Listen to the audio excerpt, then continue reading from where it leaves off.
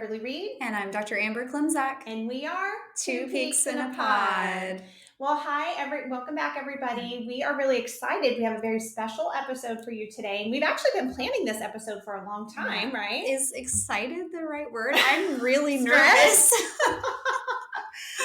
Well, I guess first, maybe we should give a trigger warning for some of our patients, because I will say we sort of teased this a while ago on our Instagram. So today's episode is about AMH testing, and specifically, Dr. K and I are wanting to spread awareness about checking an AMH, what different results can look like, and kind of the implications about it. But when we teased it out, honestly, some people were upset, and I totally understand. So if AMH is a sensitive topic for you, it might be a good time to just skip this episode and move on to another one. And we'll make sure we put a trigger warning on our social media posts too. But for those of you who are just curious to know more about fertility testing and specifically about AMH levels, this could be a good episode. And so the concept is, you want to tell them what we did? Yeah. So some of you know that we have our blood machine here at Peak Fertility. And so we wanted to try it out on ourselves. And we decided to get our blood drawn and test some common hormones that we use to sort of estimate how many eggs you have to work with and what your fertility looks like. It's not quite that simple, but that's the most basic understanding. So we both got our blood drawn yesterday, which was not too enjoyable. Actually, the girls did really well. I know. Let's talk about a little bit about the blood draw too. Yes. Yeah. Okay. So tell us about how terrified of needles you are. I'm really scared of needles. If you've ever gotten that prenatal blood work draw where they draw about like 8 tubes from you, I used to, feel faint getting that done. Yeah. Anytime a needle comes close to me, I really don't like it. I really feel like my blood should just stay in my body. And so I was very nervous about Kennedy drawing my blood, but she was really excited because she feels like she's really gentle and gives our patients a really nice experience. And I have to say, I was pleasantly surprised. Yeah. It was really not too bad. Yes. Well, I was so glad when you opened up about your needle phobia, because what's so odd is I also have a needle phobia. Now, I don't mind sticking needles in other people, but I don't like needles going in me. And honestly, like it has been to the point where I've gone against medical advice sometimes. I was supposed to get blood tests done. I didn't go to get them done because I was so scared of the needles.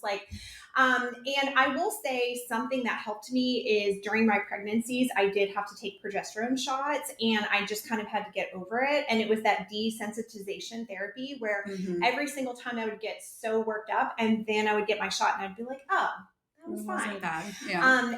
And so I think that was a good forced therapy for me. So it's definitely not as bad for me as it used to be. But still, even getting the blood draw, I cannot say I was excited about it. But I had Nurse Amanda. She was so gentle and so wonderful. It was not actually bad at all. Like, I actually don't even feel like I felt it. It was just more the nerves of absolutely. Anticipation is the worst part, which is how most medical things are, I think. Yeah. And let's just kind of touch on some of the special things we do for our blood draws. So do you want to tell us about Buzzy? Yes. Okay. So we really like Buzzy. And some of you may have heard of this before, but there's a little gadget and it vibrates. And actually, I was reading you can attach a cold pack to it as well. Yeah. Yep. We don't do the cold pack, but maybe we should try it. I haven't done it yet with patients. Yeah. And Buzzy basically vibrates. You can put it on for blood draws, and it distracts the nerve so that you don't really feel the pain when you're getting your blood draw. And it definitely works. I can tell you from personal experience.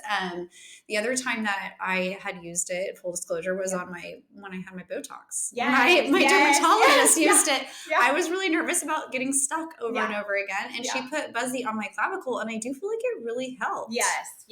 Well, but since we're talking about, though, can you tell me about the other circumstance you did Buzzy for too? Do you remember? You told me, and I think it's such a good idea, because this I don't think has been reported, and I think it's a great idea. Yes. So I think the concept of sort of tricking the nerve with vibration is a really great idea. And there's something else that we often deal with in our patient population called vaginismus. And vaginismus can be where someone basically has an involuntary reaction where their vaginal muscles just clench anytime anything gets close to them, speculum, pelvic exam, intercourse, and it's extremely painful for the patients. And it's an anticipatory thing that happens to them. They cannot control it.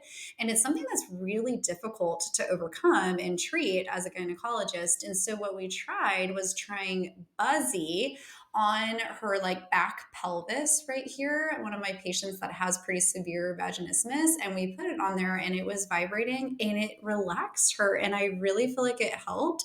We were able to do inseminations for her. I was able to do her transvaginal ultrasounds, and it was amazing. I mean, it was like it was novel. I couldn't believe that it was like not something needs to be created maybe specific for this, but we used Buzzy. Yes. Well, I love that you came up with that idea on your own. I think it's such a good idea, and I need to try it on some of my patients too. Maybe we should just come up with one specifically. I will say Buzzy doesn't really fit very well behind your back when you're laying on your hip. That was the struggle. So I'm like, I need something flat. But we tried it on different parts of her pelvis. Yeah, we got to work on that. The other thing too about our blood draws that I've noticed a big difference is that, for example, let's say you go to LabCorp, probably any other place to get your blood drawn, they are going to probably use a pretty big needle, okay?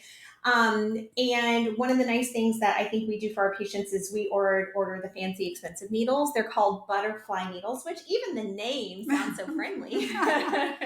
But butterfly needles are just really tiny little needles that we use in order to do the blood draw. And that's what they used on both of us yesterday. And again, I mean, I didn't even feel anything. So I think that's great. So if you guys end up needing to have blood drawn with us, we can assure you that you should have a great experience. For Buzzy, you probably just have to ask for it because not everybody wants to do it necessarily. So you can just ask us for it. We're happy to add it on. And then one extra thing that I want to start doing actually is I've been using some compounded numbing cream from our pharmacy that we use. And so I was thinking maybe we could have patients start putting it on maybe like an hour before their appointment, just to kind of add some additional comfort too if needed. It's a great idea. So, we have the numbing spray that they sometimes will use for the that's IVs. True. Yes. Absolutely. IVs are another experience that I don't enjoy. Yes, right. Exactly. Yeah. And then I do want to just touch on our blood analyzer a little bit too. So we've had our blood analyzer for a while, and we just now are kind of able to use it freely. And the reason for that is when you get a blood analyzer like that, you have to do validation testing. So that means you've got to make sure this machine is giving you correct results. And to do that, we actually did sample testing on 50 different people, where we did our lab results here, and at LabCorp we compared to make sure that we got similar results, and we did. And so now that validation is complete, that's why we were finally able to run our test. And I'm so happy about it. Yes, I know. It's been a long time coming.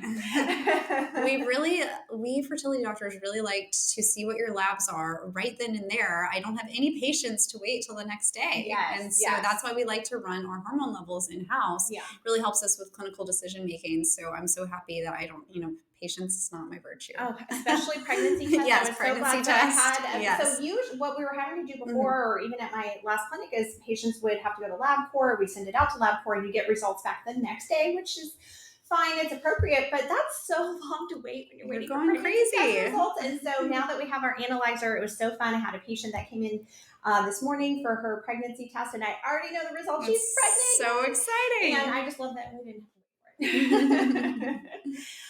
Okay, so what we decided to do, because we just wanted to kind of teach and educate how unpredictable AMH can be, but also how we might be able to make some guesses as well, is we have two separate envelopes. One has my results, one has Dr. K's results, but we don't know which is which. So we're going to each open one and we're going to figure it out. And I guess later we'll just have to make sure we're right about it. But I think it'll be pretty obvious. Yeah, I hope so. The information that you should know is that Dr. K is much younger than I am. And so we kind of have expectations on what our level's going to be. But there might be some things that can throw a kicker into it, like you're taking. Yes, I'm on birth control pills. And like I said, this is making me really nervous because I'm not necessarily done having children. So I'm really hoping, and you guys know I struggle with fertility, so I I'm really hoping this isn't too bad, because sometimes birth control pills can sort of artificially, we'll say, lower your AMH level. It doesn't mean that you're running out of eggs quicker. It just kind of shuts everything down. Yeah, but I mean, I think it brings up a couple of points too. So one is, just because we're fertility doctors doesn't mean we don't have those same thoughts and feelings and fears and worries and all of those things that anybody else may also have when they go through this. It doesn't change that. I've seen, fertility doctors go through those same emotions, even though we may know all the scientific facts behind it. But I think the other point it brings up is, remember, this is not going to tell you anything about your actual fertility, right? Yes. AMH level, although it's kind of sold to us as a fertility test, does not predict whether you're going to get pregnant or not. So, all right, who's going to go first? Should we just do one at a time? Sure. Okay. I'm going to open first. I literally can't wait. I told you. My hands are sweating. I'm nervous. Dun, dun, dun. I was like, is it anonymized? Okay, so I definitely know who this is. Okay, so we'll go ahead and read off the results. You want to read them? Okay, so estrogen level is low, between 0 and 5. Progesterone level is pretty much nothing, very, very low, 0.3. LH, very, very low. HCG, this is the pregnancy hormone, definitely very, very low. Yes.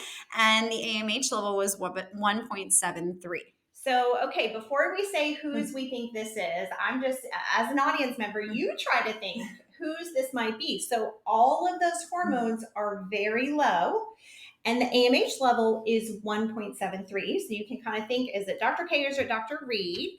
And then do you want to guess whose this is? I think it's definitely mine. I think so too. And I think you have a nice AMH level. You think? Yes. I think it could be better. Oh my gosh, I should know. Okay, y'all need to know about Dr. K. She's always number one on everything. She's so smart. No, I'm greedy. That's what I tell my patients. I'm always like, I'm greedy. I go after every egg. I'm like, I just want more.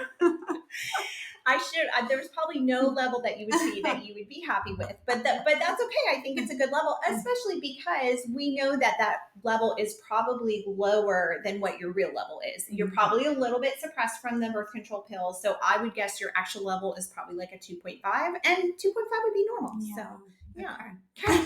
Okay. So let's open this other one, which now we know is going to be mine. Oh gosh, I'm so sweaty. HCG positive. I would die. Okay.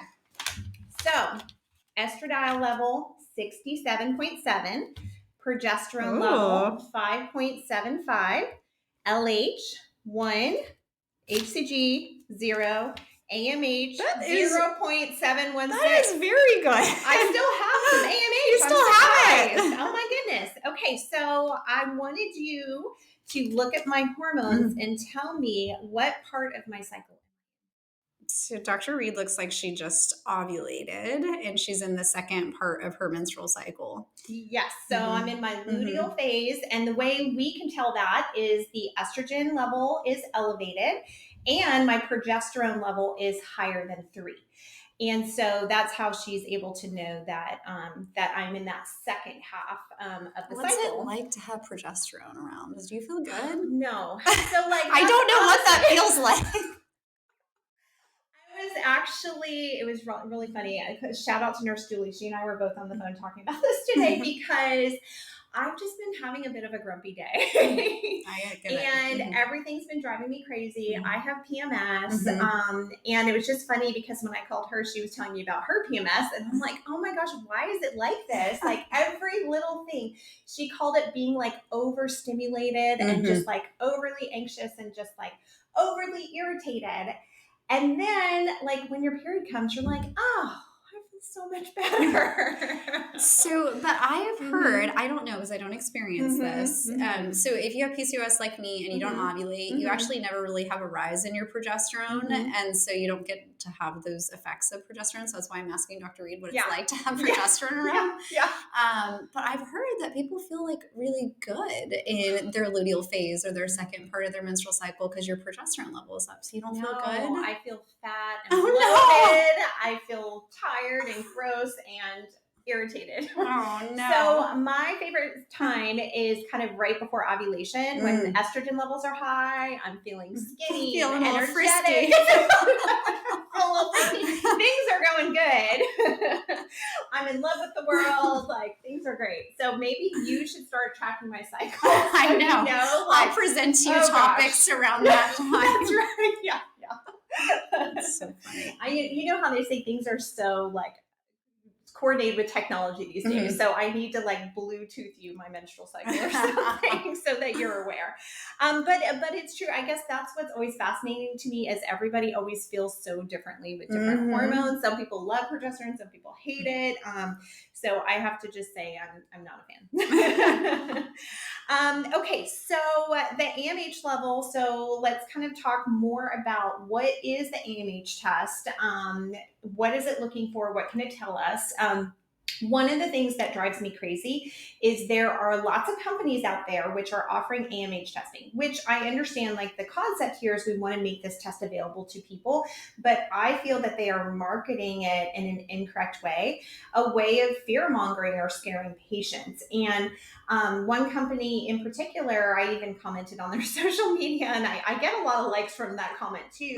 They marketed and said, you should have this testing so that you know if you're fertile and you know the quality of your eggs or something to that effect. And I commented, doctor, this is not true. You trolled them. You're an Instagram troll. I have to tell you too, maybe because we bring this up. My most liked comment I've ever had on Instagram is actually a comment I left for a plastic surgeon. Okay, so this is some Beverly Hills plastic surgeon, I guess. She held up 2 sandwiches, and one sandwich had like floppy deli meat coming out, and the other sandwich was like a nice meat sandwich with the deli meat tucked in. And she was like, "Which labia would you rather have?" No. And I was like, "This is shaming women's bodies." Like, oh my god! And so that's I did this big comment of like, women are all shapes and sizes. You shouldn't make a woman feel like she's abnormal or like a sloppy sandwich if she has longer labia or something. And so many people have liked that comment. Like almost every day still, and it's been a while. It'll be like somebody else liked that comment. Somebody else liked that comment. So that's no, I love that. No, I think you should comment. I'm just messing with you. I do think you should comment because you're one of the people out there that actually can correct these craziness things that are being posted. Right. Oh my gosh. Yeah. So I guess I do have to troll some people, but anyway. So what do you think? What would be the right way to market an AMH test? What would be the headline you would use for it? Ooh, that's a really good. I know. That is a really good because I can definitely criticize other people for how they're doing it, but it is kind of a hard. Yeah, I think probably what most people are kind of interested in and what it would be reasonable for is say, come get this test done to see how many eggs you could freeze, how you would respond to IVF treatment, like egg freezing. Because a lot of times it's women who aren't ready to get pregnant yet that are curious about their fertility. Yeah. And it really is a pretty good test for telling us how likely are you to respond to the IVF medications that we use when we do egg freezing, and probably gives us a pretty good idea of how many eggs we could get, and so something like that might be more reasonable. Really be advertising for egg freezing. Right. Absolutely. Okay, so let's talk a little bit more about AMH. So AMH stands for anti-Mullerian hormone. And interestingly, this has not been available for me as a physician to order my whole career. So when I was in residency, we didn't have this to order. And so it didn't come out until later. And when it did come out later, we did sometimes order it on people and not even fully understand ourselves the implications of what this test meant. But AMH is a substance that is actually released by the very small follicles on the ovaries, and follicles are where eggs come from. But with follicles, they're always coming and going in waves kind of all throughout the cycle. And so this just gives us a rough idea at any given point in your cycle, how many of those little follicles you likely have for that month. Absolutely. Yeah. And what happens is for women, as their ovarian reserve starts to go down, instead of your body giving you lots of follicles to work with in that month, your body starts to conserve the eggs that are left.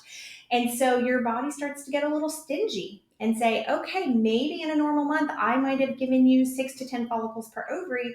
But now that we're starting to run low, I may only give you 2 or 3 follicles in any given month to work with. But ultimately, out of all those follicles in a woman who's having a monthly period and ovulating every month, out of all those follicles, only one is going to ovulate anyway. So if you're starting with 6 or 10 or you're starting with 2, either way, it doesn't really matter how many you start with. And so I think that's an important factor, right? Yes, this is what I really always explain to my patients. If you've seen me before, I do this little drawing for you and I show you, okay, this is the group that's put forward every month, and then just one is selected, and all the rest of them are destined for cell death, and it's inevitable and we can't do anything about it. And I think it's really important to understand that regardless, you're still going to have the chance at pregnancy because you're ovulating at least one egg. Even if you're choosing from a smaller number of which to actually release, you still have a shot at pregnancy. Exactly. And there was a really large study that looked at women who did not have a history of infertility, who just wanted to conceive. And they checked their AMH because their theory was the higher the AMH, the faster they'll get pregnant. And they were totally wrong. Your AMH level did not predict how long it took you to get pregnant. And so we get so many consults where patients come in and they're panicked and they're so upset because they found out through, for example, one of these social media companies or something that they had a low AMH level. And I think what feels so good is we're the first ones that get to reassure them, hey, like, even though this was sold to you as a fertility test, this does not mean you're not going to be able to get pregnant.